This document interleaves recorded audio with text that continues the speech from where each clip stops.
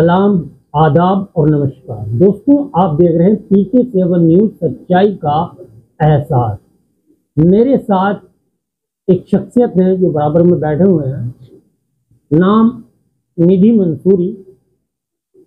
और निधि मंसूरी से मैं आपको रूबरू कराने जा रहा हूँ। अपना पूरा इंट्रोडक्शन देंगी और आपको जो है 2024 जो चुनाव आ रहा है, जो 19 अप्रैल को ही वोटिंग होना है, पहला चरण है, तो बात कर रहा हूँ। तो सबसे पहले मैं निधि मंसूरी सबसे पहले तो आपका स्वागत है PK7 न्यूज़ में। जी शुक्रिया बहुत बहुत। तो निधि, मैं जानना चाहता हूँ कि चुनाव 2024 का आगाज हुआ है जी। इसमें आप कैराना कॉन्स्टिट्यूंसी में घूम रही हैं। जी। तो सबसे पहले तो आप अपने बारे में थोड़ी जानकारी दें दर्शकों को। जी, मैं निधि मंसूरी, प्रदेश महिला प्रकोष्ठ महासचिव, भारतीय सुहेलदेव समाज पार्टी। और मैं यहाँ पर अंसारी समाज के लोगों को संबोधित करने आई थी अपनी पार्टी की तरफ से। जैसे कि आप जानते हैं कि 2024 चुनाव का आगाज हो चुका है, तो हम अपने माननीय राष्ट्रीय अध्यक्ष ओम प्रकाश राजभर जी की तरफ से, जो कि आज तक लड़ाई लड़ते आ रहे हैं, संघर्ष करते आ रहे हैं अगले पिछड़े जातियों के लिए।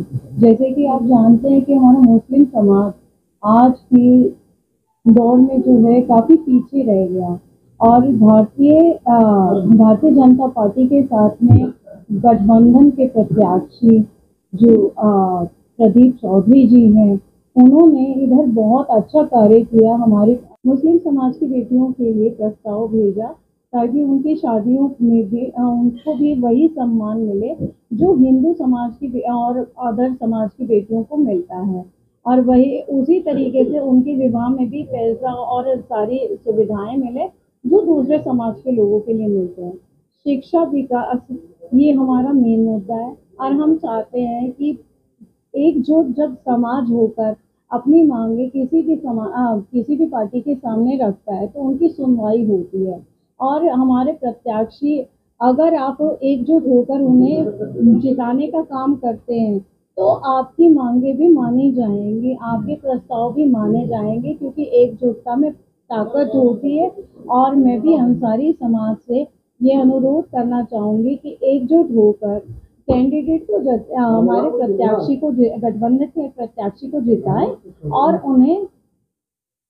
उन्हें जिताने का काम करें, और उन्हें अच्छे जब हम अच्छे वोटों से, गिनती से जो है ज़्यादा से ज़्यादा गिनती में वो अगर भारी समर्थन देकर हम उन्हें जिताते हैं तो उनका भी एक जिम्मेदारी बन जाती है हमारे समाज के लिए कुछ करने की। आप ये जानते हैं कौन सी से बिलोंग करते हैं?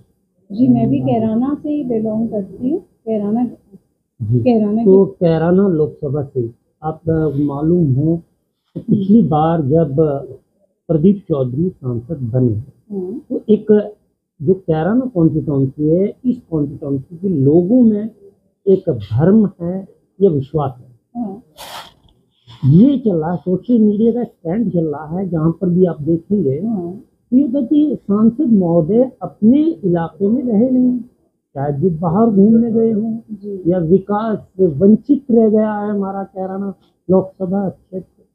क्या मानते हैं? जी, आप जब आप सम्मानित पद पर होते हैं तो आपकी जिम्मेदारियां बहुत ज़्यादा बढ़ जाती हैं। समाज के बीच में रहने से नहीं कुछ होता है, लेकिन उन लोगों के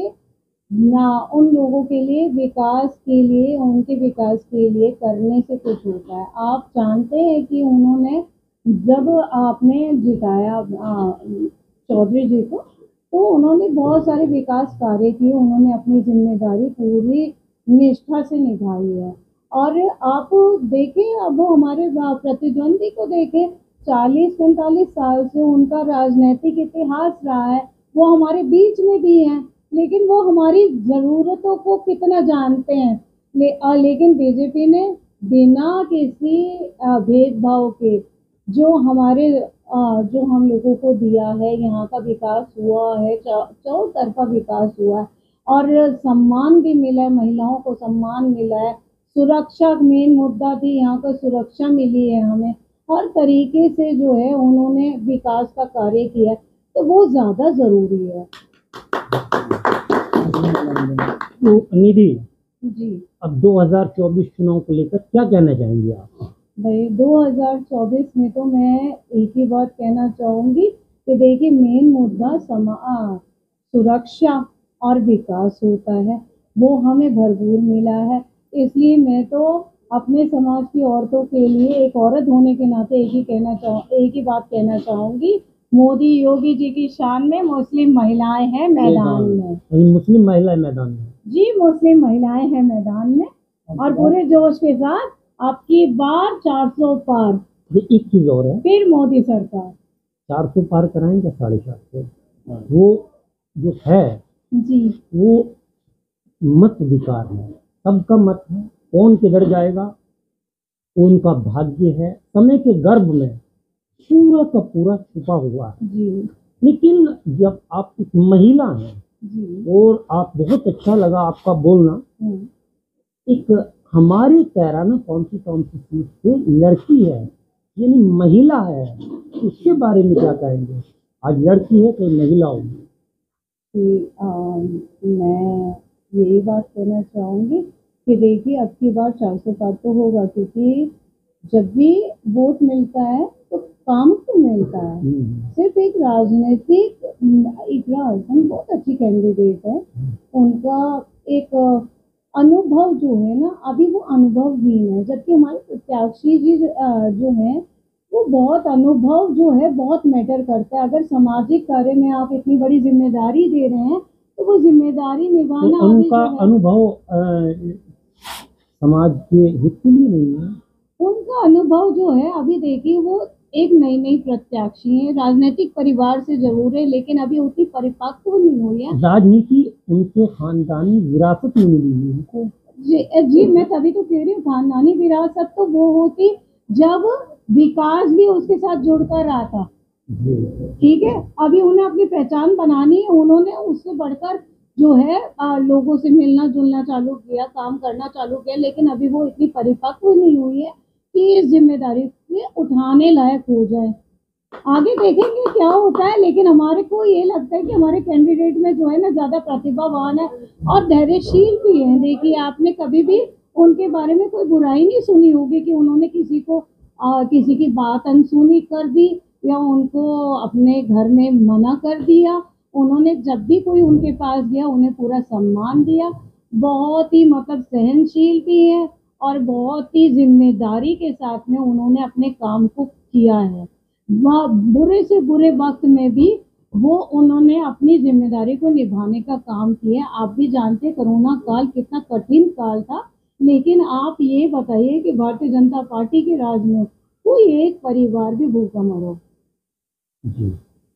कोई एक भी परिवार भूखा मरा हो या किसी को दवा न मिली हो या किसी को कोई परेशानी हुई हो। इस सरकार ने मुश्किल की घड़ी में भी और वैसे भी विकास भी किया, लोगों को सम्मान भी दिया और सुरक्षा भी दिया।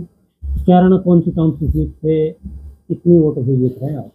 जी हम 2 से 2.5 लाख वोटों से कैराना कॉन्स्टिट्यूंसी से अपने कैंडिडेट को जिताने का काम करेंगे। अच्छा, जो अभी मैं बात करूं, ठाकुर समाज भारतीय जनता पार्टी के खिलाफ जा रहा है। जी देखिए एक बात बताइए, हर के कुछ लोग होते हैं जो आपके विरोधी भी होते हैं, कुछ पक्ष में होते हैं, कुछ विपक्ष में होते हैं, ये तो परिवार में भी चलता है।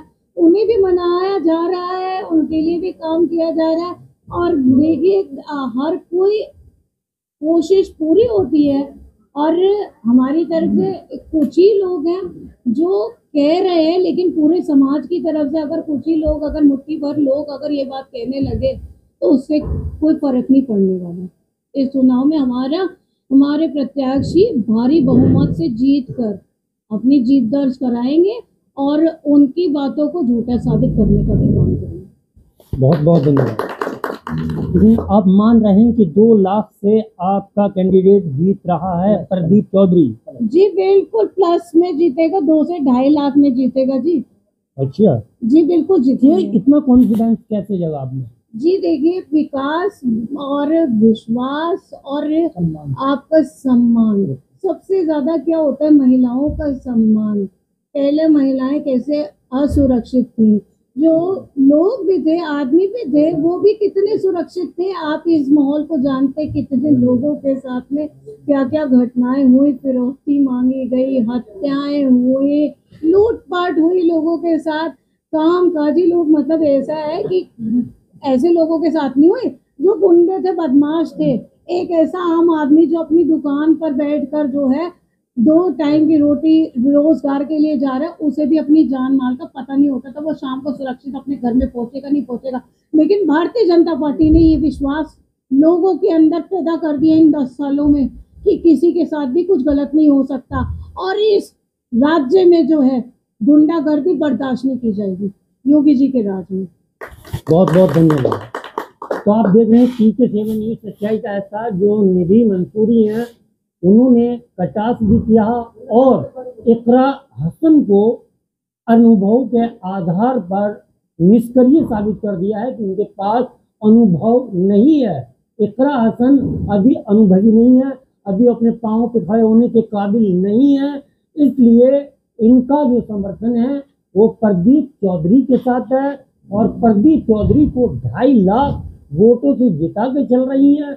अब देखना यह है जनता अपने जो मत अधिकार है उसका प्रयोग करेंगे और समय के गर्भ में छिपा है 19 अप्रैल को होने वाला मतदान का क्या रुझान रहेगा ये सामने आएगा 4 जून को। तब तक के लिए देखते रहिए PK7 न्यूज़ सच्चाई का एहसास। खबरें और भी हैं, बने रहिए PK7 न्यूज़ के साथ।